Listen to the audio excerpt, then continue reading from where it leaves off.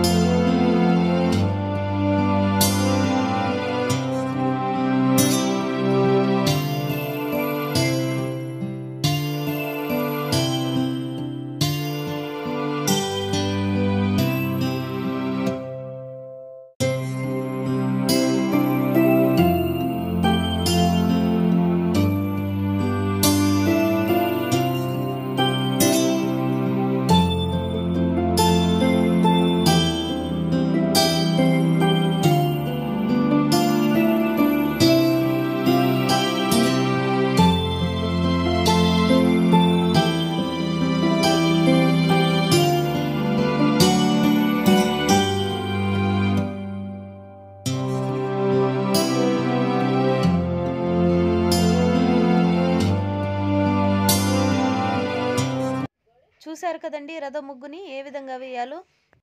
ఈ రథం ముగ్గు యొక్క వీడియో మీ అందరికీ నచ్చిందని నేను అనుకుంటున్నాను. నచ్చితే గనక లైక్ చేయండి, షేర్ చేయండి, కామెంట్ చేయండి. ఇంకా సబ్స్క్రైబ్ చేసుకోవడం మర్చిపోకండి. Thanks for watching.